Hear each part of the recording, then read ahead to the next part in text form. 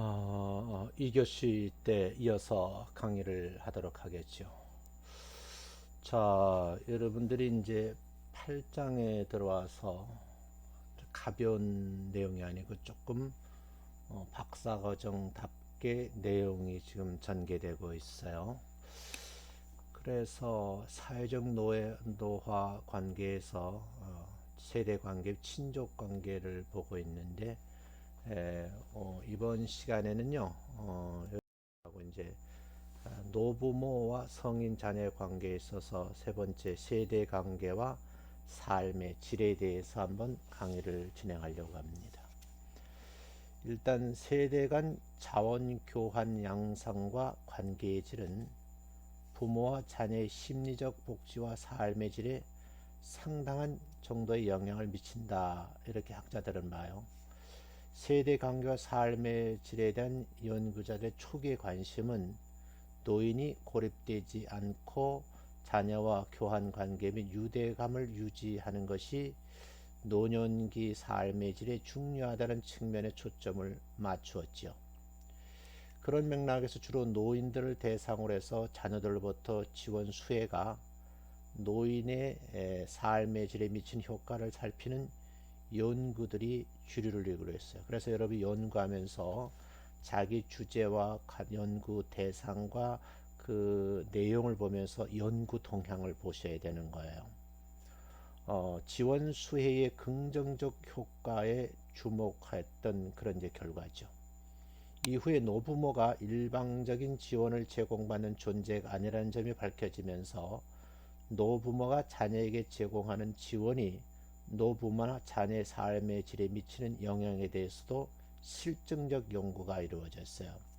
그러니까 같은 주제라도 약간 각도를 달리해서 또 다른 연구가 이루어진 거죠. 그래서 지원 수혜뿐만 아니라 지원을 제공하는 것도 삶의 질에 영향을 미칠 가능성이 있다는 것을 이제 관심을 갖게 된 거죠. 그런데 여기서 세대 간의 지원 교환과 삶의 질 사이의 관련성을 살펴본 연구 결과들을 보니까 후속 연구자들을 보니까 일관성이 없다는 걸 알게 됐어요. 그래서 고찰을 해야지만 알 수가 있는 거거든요. 지원 수혜나 제공의 심리적 복지에 미치는 긍정적인 영향을 확인해주는 연구와 별 관련성이 없다는 연구. 그런가 하면 오히려 부정적 결과를 가져온다는 연구가 공존을 했어요. 이런 일치되지 않은 결과에 대해서 다양한 이론을 적용해서 해석하는 작업이 이제 학계에서 일어나게 되죠. 그러면 자녀로부터 지원이 노부모의 시기나 심리적 복지감을 높이는 것으로 나타난 결과는 사회 교환론적 관점에서 주로 설명이 되거든요. 그러면 사회 교환론에서 이런 PPT에 있는 것처럼 인간은 보상을 극대화하고 비용을 최소화하는 존재라고 봤어요. 그러면 지원의 수혜는 삶의 질을 높이고 지원의 제공은 삶의 질을 낮추는 직선적 관계라고 가정을 했을 때에 결과론적으로 가정과 반대되는 연구 결과가 존재한다는 거예요. 왜냐? 여기서 보상과 비용은 물질적 경제적 의미에 국한되지 않는다는 것을 알게 된 거죠. 그래서 여기서 이제 중요한 이제 여러 가지를 이제 알게 됐는데 같은 원리에서 지원을 많이 제공할수록 삶의 질이 낮아진다고 본 거예요. 비용이 높아지는 것이기 때문이겠죠. 그래서 사회 교환 이론은 기본적으로 지원 수혜와 또 제공과 삶의 질이 직선적 관계를 가진다 이런 가정을 하죠. 근데 이제 사회 교환 이론의 예측과 반대되는 방향의 연구 결과들이 나와요. 다시 말하면 자녀에게 지원을 받는 것이 노부모의 삶의 질을 낮추거나 지원을 제공하는 것이 심리적 복지감을 높이는 것으로 나타난 연구가 나타나게 되는 거죠. 상당수 존재한다는 거예요. 그래서 한경애 교수님의 연구 논문이 학계의 주목을 받게 되죠. 이에 대해서 연구자들은 보상과 비용을 어떻게 정의하고 어떻게 접근하에 따라서 여전히 사회교환론으로 설명이 가능하다 이론을 주장하죠. 예를 든다면 지원 수혜는 필요한 자원이 또 지원을 받는다는 면에서 교환 관계에 있어서 보상이지만 동시에 독립성의 상실이라는 비용으로 작용을 해서 삶의 질에 부정적인 영향을 미칠 수 있다는 것이 알게 됐어요. 반대로 자녀로부터 지원이 효성스러운 자녀를 둔 부모는 부모라는 의미로 받아들이면서 이는 보상이 되며 삶의 질에 긍정적인 영향을 미치게 된다. 이렇게 또 알게 된 거죠. 그래서 보상과 비용을 단순히 물질적, 경제학적 의미에 국한되는 것이 아니라는 광의 개념으로 접근하고 있는 것이죠. 그런 맥락에서 다와 같은 이제 연구자는요, 지원 수혜가 보상이긴 하지만 동시에 비용을 수반하는 양날의 칼과 같다는 점을 상기시키죠. 자녀에게서 일방적으로 많은 지원을 받는 경우 노부모는 과도하게 받는 관계가 적절하지 않다는 감정 등이 비용으로 작용을 해서 사기가 저하되는 결과가 나타나기도 한다 하는 거죠. 그래서 독립성 규범이 강하게 작동하는 서구 문화적 맥락에서는 이런 결과가 나타날 가능성이 크죠. 그런가 하면 문화적으로 자녀에게 지원을 제공하는 것이 부모의 역할로 기대될 때에 노부모의 자녀에 대한 지원은 부모로서의 역할 정체성이 부합되며 따라서 심리적 비용 없이 심리적 복지감을 높이는 것으로 나타나기도 하죠. 그래서 한국 노인을 대상으로 한 연구 논문에서 보면요, 유사한 결과가 관찰되고 있죠. 그래서 서양에서 연구한 논문들과 국내에서 연구한 논문들을 비교해 볼 수가 있어야 돼요.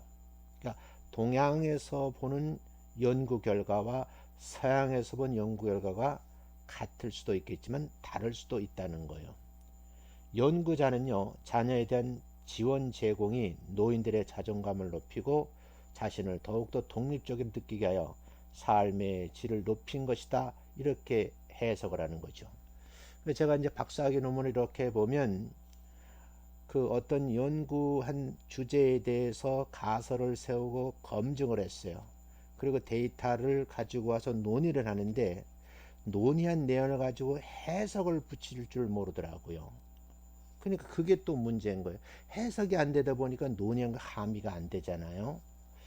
자, 이런 부분이 사실 여러분들하고 깊이 있게 좀 나누어야 되는데 이게 시간이 좀 부족하다는 생각을 굉장히 많이 가지고 있고 이 코로나19 바이러스 사건으로 인해서 여러분들에게 좋은 건지 아니면 이게 많은 내용을 여러분 나누지 못해서 저는 안타깝기는 한데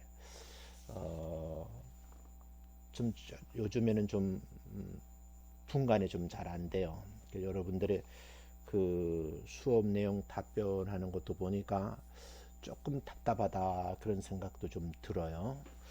왜냐하면 지금 학교 당국에서는 동의서를 받기 위해서 설문을 했는데 출석 수업을 의외로 하지 않겠다는 분들이 많이 있어서 이 부분을 제가 어떻게 해석을 해야 되는가 하고 현재 고민을 하고 있어요.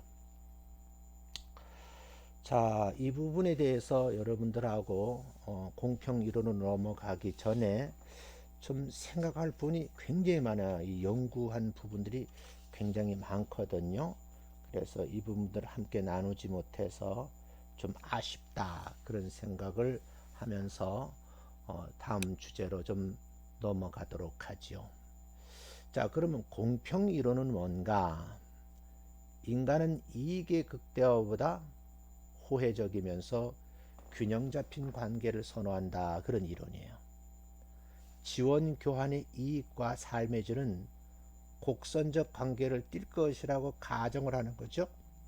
그래서 과다 수혜를 받을 경우 독립성의 상실감을 경험하게 되고 과소 수혜를 받을 경우는 적절하지 못한 대접을 받는 것에 분노를 한다, 그런 얘기를 지금 하고 있는 거예요. 이 부분에 대해서도요, 논문이 굉장히 많아요. 여러분들이 이것을 좀 보셔야 되는데 이걸 정말 여러분들이 심도 있게 공부하는 분들이 있을까 생각을 하면서 한 번 더 과제를 부여해 볼까 그런 생각을 하면서도 제가 연구실에 앉아서 또 부담이 되겠지 이런 생각을 또 해보는 거예요. 어쨌든 여러분들이 이 세대 간의 지원 교환 못지않게 세대 간의 유대감이나 관계의 질, 심리적 복지감이 삶의 질에 영향을 미친다는 것을 알게 되었어요. 그래서 로이스팅 같은 사람들의 연구 결과를 보면요, 삶의 질에 가장 큰 영향을 미치는 변수가 세대 간의 애정적 결속도인 것으로 연구 논문에서 밝히고 있거든요. 그런가 하면 2016년도에 폴렉딕이라는 사람이 연구한 논문을 보면요, 노년의 아버지와 중년기의 성인 자녀 관계의 질과 우울감, 생활 만족도, 주관적 건강에 유한 연관성을 연구 논문에서 밝혀내게 되죠. 그러면 자녀와의 부정적 관계일 때 아버지의 우울감이 높아진다는 것, 그리고 긍정적 관계일 때 주관적 건강 수준이 높아진다는 거죠. 그래서 아버지와 관계가 부정적일 때에 중년 자녀도 우울감이 높고요, 생활 만족도도 낮다는 거죠. 그래서 아버지와 자녀 모두에게 세대 관계의 질이 삶의 질에 아주 중요하다는 요인이라는 것을 보여주는 대표적인 연구 논문이죠. 세대 관계에 있어서도 긍정적인 감정과 부정적인 감정이 혼재하는 양가성도 부모와 자녀 양측의 삶의 질을 낮추고요, 정신건강에도 부정적인 영향을 미친다 하는 연구 결과가 굉장히 많습니다. 우리나라의 문정이라는 분하고 안정신이라는 이 두 분이 2014년도에 연구 논문에 보면요, 서구에서 밝혀진 세대 간의 양가성이요, 우리나라에서도 관찰된다는 것을 확인한 논문이 있어요. 그러니까 제가 이번 주차 여러분이 많이 소개하는 것은 박사과정에 이렇게 선행 연구를 자세히 살펴봐야 된다는 거예요. 제가 박사 논문을 심사하면서 보면 선행 연구 동향도 파악이 안 되고 선행 연구하는 방법도 잘못되어 있고 선행 연구를 깊이 고찰한 내용이 없어요. 그러다 보니까 논문이 논문답지 않을 수도 있다, 이렇게 보는 거죠. 그래서 여러분들이 이 부분도 한번 깊이 있게 생각해 볼 필요가 있다, 저는 그렇게 생각을 합니다. 그래서 이 세대 간의 삶의 질에 대해서도 여러분이 한번 깊이 있게 연구를 해볼 필요가 있다, 이런 생각을 하는 겁니다. 이 내용이 앞으로도 계속 연구가 축적돼 갈 거예요. 거기에 여러분들이 연구를 해서 벽돌 한 장 올려놓는 거예요. 그래서 동양 사람들이 연구한 논문, 서양 사람들이 연구한 논문, 동양에서도 특히 학문적 그런 업적을 쌓아가는 일본이라든지 한국 사람들이 여기에 학문적 업적을 남겨야 되지 않을까, 그런 생각을 해요. 한번 보시자고요. 이런 얘기가 있어요. 멀어지는 시가 가까워지는 처가. 여러분이 차 현상을 잘 보세요. 사회가 급격하게 변화함에 따라서 부계 중심적 규범이 약화되면서 시가와의 동거가 줄어들고 처가에 살거나 처가와 가까운 곳에 거주하는 경향이 증가하고 있다고 하는 그런 얘기예요. 그럼 자료를 보면 통계청 2017년도 사회동향 보고서에 따르면 이런 경향이 실제 한국 가족에서 관찰되는지 한국종합사회조사 2006년과 2016년 자료를 비교 분석한 결과가 제시된다는 거예요. 여러분 연구 논문 쓰면서 앞에 선행된 연구조사와 10년 후에 어떻게 종단적이죠, 이런 자료를 비교 분석하는 것을 제시를 해야 돼. 그런 제시한 논문들이 없더라고요. 그러면 이 시기와 동거 비율이 10.3%인데 처가와 동거하는 비율은 3.4%보다 약 3배 정도 높아서 노부모의 동거에 있어서만큼은 아직 부계 중심인 것으로 알 수 있다는 거죠. 다만 통계청의 인구주택 센서 있죠, 조사에 의하면요, 처가살이라는 남성은 1990년에 1만 8천 명에서 2015년은 4만 7,789명으로 증가한 반면에 시집살이를 한 여성은 1990년에 44만 4,634명에서 2015년 15년 지난 뒤에 보니까 18만 6,250명으로 감소를 하는 거죠. 현재로선 시집살이를 하는 며느리가 처가살이는 사회보다 더 많지만 장기적 추세로는 부거제가 꾸준히 약화되고 있다는 것을 현상적으로 알 수 있는 실증적 연구니까요. 그렇다면 일상생활 속의 상호작용은 어떠한가? 여기에 대한 자료를 한번 연구 논문을 보시자고요. 양가 부모 연락하는 빈도를 살펴보면 2006년에는 일주일에 한 번 이상 연락하는 비율이 시가가 79.4%, 처가가 72.9% 쪽에 있었죠. 시가가 더 높잖아요. 그러면 이것이 10년이 지난 2016년에는 이 비율이 75.1%, 시가 쪽, 처가 쪽이 73.4%로 처가 쪽이 높아지고 있죠. 지난 10년 사이에 잦은 연락을 하는 비율도 보면요, 시가 쪽은 감소하고 처가 쪽은 소폭이 좀 증가한다는 거죠. 2016년도에 현재는 처가와의 잦은 연락 비율이 시가의 경우보다 높다는 그런 결과가 데이터로 나와 있고요. 부모와 만나는 빈도율도 보면 처가 쪽과 더 가까워지는 방향으로 흘러가고 있다는 거예요. 2006년에 1년에 몇 번여를 만나는 비율이 친가는 34.6%, 처가는 43.9%로 처가 쪽이 훨씬 높아졌어요. 10년이 지난 이후에 보면 이 비율이 친가 쪽이 33.5%, 처가 쪽이 37.1%로 양가의 차이가 크게 줄어들기는 하죠.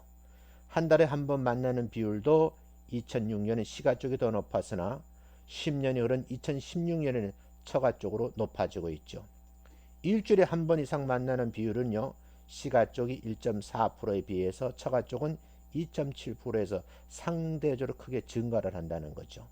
그래서 이런 자료를 보면 세대 간 상호작용에 있어서 시가와 처가 간의 차이가 지난 10년 동안에 줄어들고 있다는 것을, 이런 현상을 알 수가 있다는 거예요. 그래서 여러분들이 이런 자료를 종합해서 3년이라는 기나긴 세월 박사과정을 공부하면서 내가 어떤 주제에 대해서 연구를 해야 되겠다. 그럼 제일 먼저 볼 것이 뭐예요? 연구 동향을 보셔야 되고요. 그 흐름을 보면서 그 흐름 속에 내가 어느 쪽으로 포커스를 맞추고 연구를 해야 될 것인지, 이런 내용을 여러분의 선행 연구를 꾸준히 보면서 고찰을 하셔야 돼요. 그러면서 여기서 통찰력, 그 인사이트라 그러죠. 들여다보면서 자기 연구 분야를 좁혀가야 되는 거예요. 그래서 여러분들 오늘 여기까지 강의를 하겠는데, 아마 여러분들은 어떻게 생각할까 하고 고민을 좀 해봐요. 고민을 해보는데, 이제 이 다음이 그 조부모의 손자녀와의 관계거든요. 그래서 이 부분도 한 5분 정도 더 할까 그렇게 생각을 하는데, 이 부분도 좀 연구 내용 굉장히 많아요. 그래서 여러분들이 이런 부분도 한번 알아두는 것이 어떨까. 그래서 이제 그 다음에 가면 조부모와 손자녀의 관계의 질도 여러분이 보셔야 되고, 그 다음에 이제 또 시간은 노년기 형제관계 이런 것도 이제 쭉 보셔야 되는 거예요. 여러분들이 이런 자료를 충분히 가지고 연구를 하셔야지만 여러분의 그 연구 논문의 그 질 내용이 상당히 수준이 높아질 수가 있다. 현대 연구 논문 동향을 보지 엉뚱한 논문을 써놓으면 아무도 들여다보지 않는 거죠. 그래서 여러분 충분히 이해를 좀 하시라 하는 내용으로 말씀을 드리고요. 지금 한 20분 정도 강의를 했거든요. 그래서 25분을 채우려고 하니까 그 뒤 내용이 너무 방대한 거예요. 그래서 여러분들에게 다 소개할 수가 없어서 3교시 때 소개를 하고요. 만약에 3교시 때에 이 부분이 이루어지지 않고 대면 수업이 안 되면, 비대면 수업이 만약에 이루어진다고 하면, 지금 대학원에서는 정상적으로 수업을 하겠다 그러거든. 늦어도 한 주간 정도 더 늦춘다 이런 얘기를 제가 들었어요. 그러나 여러분들이 만약에 이런 비대면 수업이 된다면 어쩔 수 여러분에게 좀 어려운 과제를 부여하지 않을까 그런 생각을 현재 하고 있습니다.